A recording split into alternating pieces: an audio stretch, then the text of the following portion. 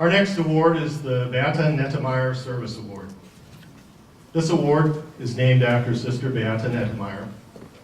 Sister Beata served as the provincial of the Adores the Blood of Christ for the former Wichita province from its formation in 1929 until 1938.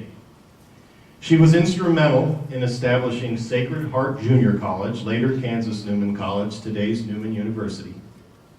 She was a strong leader with vision who was willing to attempt the difficult for the welfare of her sisters and their ministries. For most of us, her picture sort of haunted the hallway of Beata Hall, or the former Beata Hall, for our entire time at Newman. And as Sister Charlotte likes to point out, it was as if the eyes followed you in the photograph as you walked around the hall. This award honors alumni who continue her spirit of service as they minister with others, bringing about the mission of Christ. I think we have one of the past recipients of this award with us this evening, Sister Charlotte Rohrbeck.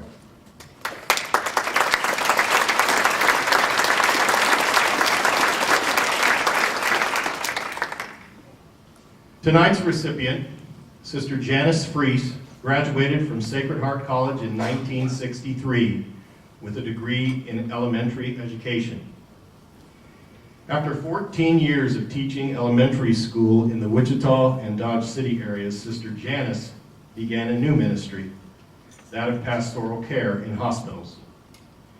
She served in St. Francis Hospital in Carlsbad, New Mexico for a decade, and then became a part of a team of people serving others who were in need of treatment for alcoholism. During this time, she also became a nurse assistant and used that education at one point to minister at the Villa Maria Nursing Home in Mulvane, Kansas. Later, she returned to the pastoral care ministry at what is now Via Christi, serving at both the St. Francis and St. Joseph campuses over time. Among those in the pastoral care department, Sister Janice was known as the go-to person when difficult situations arose, particularly with children. It seemed that when no one else could quiet a child, Sister Janice's calming presence, compassionate attention, and grasp was the right medicine. Perhaps that gift came from being part of a very small family. She's the 7th child in a family of 19. They warned Sister Janice tonight, before she came to the podium, that she was not allowed to recognize all of her family members that are here. But Sister, I have not taken that vow of obedience. So I am going to ask everyone here who is related to Sister Janice Fries to please stand up for a moment.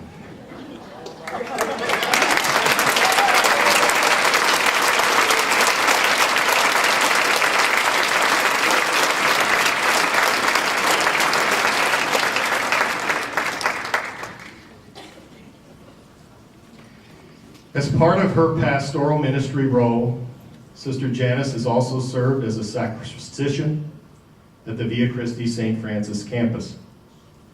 Now, what this meant was that most of her Saturday evenings and Sunday mornings were spent there, rather than being with her ASC community. Just another act of selflessness that Sister Janice did willingly for the sake of the patients and their families, who probably never knew she was supposed to be somewhere else.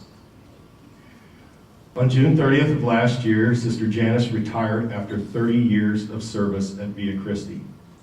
She is known for her compassionate and generous service, and she's always ready to be a caring presence in any situation, especially emergencies.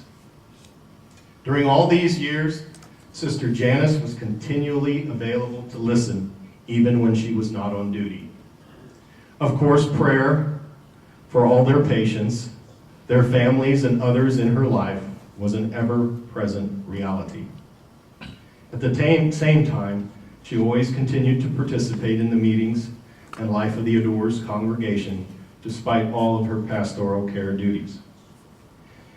Sister Janice has reflected, "I've always said the Lord is my pilot, and when He's ready to change the course of my life, I will bow to His wishes."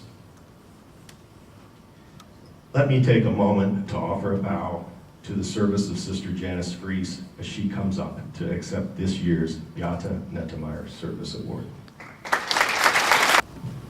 My speech has pretty well been taken. And yeah, I also wish to thank all of you for your presence for this wonderful event that Newman University has sponsored.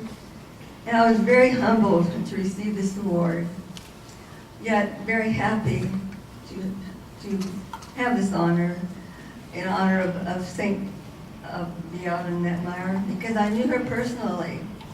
I knew her. She was still a living when I joined the convent, so I'm very humbled. Thank you.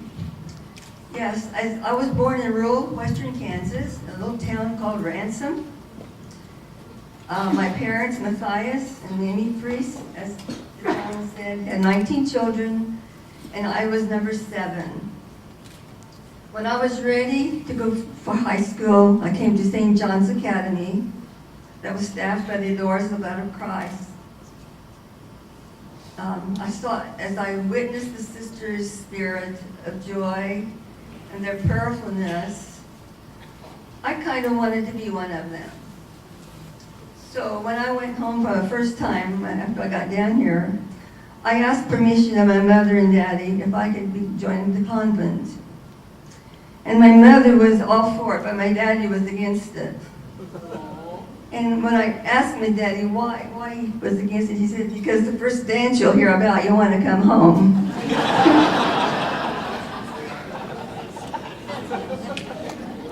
So I did some bargaining with my daddy. I really had to talk hard and fast. And I finally won. And it was just a few months later that I entered the convent in 1944. As an adored teacher, I taught school, as the gentleman said. I was 6 years here in the Wichita Diocese and 8 years in the Dodge City Diocese. I have a little story I want to tell about my little boys as I was teaching in St. Mark's. I was going to serve. This is kind of a sweet little story, I thought. When I was teaching, writing was very important to me because I wanted the children to really know how to write. And so when we had the writing class, I always put on soft music. And I'd make sure the children were all sitting the way they were supposed to be and everything. So anyhow, this one little boy held up his hand, and he wanted me to come over to his desk. And I went over there and I said, "Carl, what is it?" And he said, "Well, you have to come closer, sister." And he had a lot of beautiful eyelashes, and he put it on my cheek, and he said, "Now that was a butterfly kiss." And then he said, "I have a question, sister." And I said, "What is that?" And he said, "When I grow up, will you marry me?" And I said, "Carl, when you grow up, I'm going to be an old woman." And he said, "Well, just wait for me."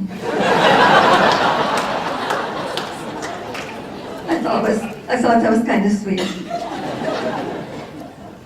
My next assignment after my teaching career, I was going to insert here too that when I got my appointment to teach school, I thought it was a mistake because I only had 16 hours of college. But way back then, it was okay, I guess, if you went to the classroom. My next assignment took me to Carlsbad, New Mexico. My appointment said I would be the director of patient relations. I had no idea what that meant. When I got to Carlsbad, there were 4 of us who immediately they started on the job training for nurse assistants. And so for 12 years I did that at St. Francis. And then our hospital was sold to the state of New Mexico. And the people from Santa Fe came in and they were going to make a rehabilitation center, which was going to be for the dual addicted.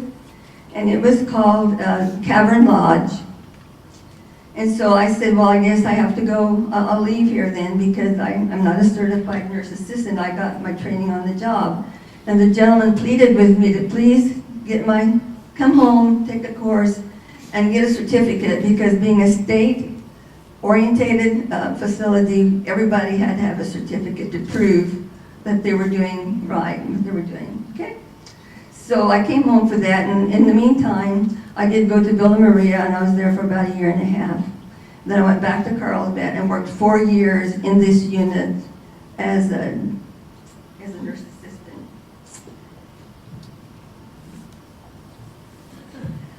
Gotta find out where I'm going next here.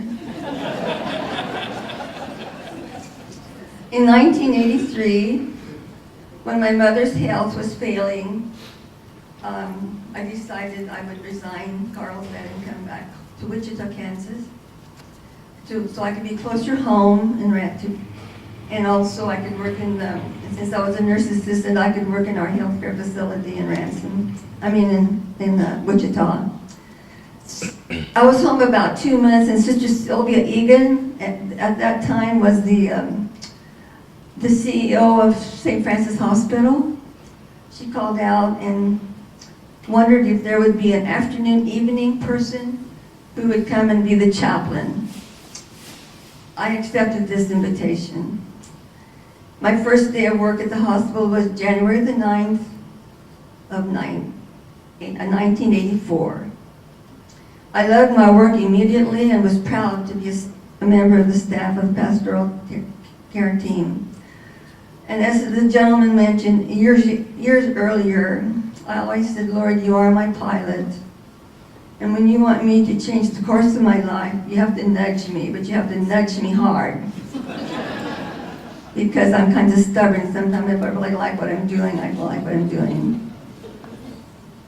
So, but I asked him if he would give me good health until I was 85, that I would do what he wanted me to do. So, I was 85 in June. I handed in my resignation, and on June the 30th, I resigned as a chaplain at St. Francis Hospital.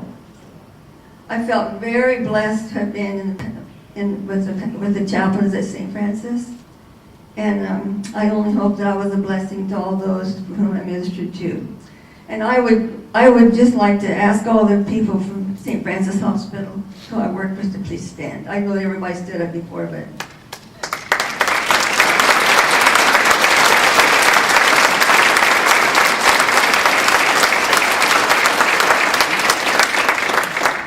thank you, and thank all of you for being here to help us celebrate this honor, okay? Have a good night. Blessings.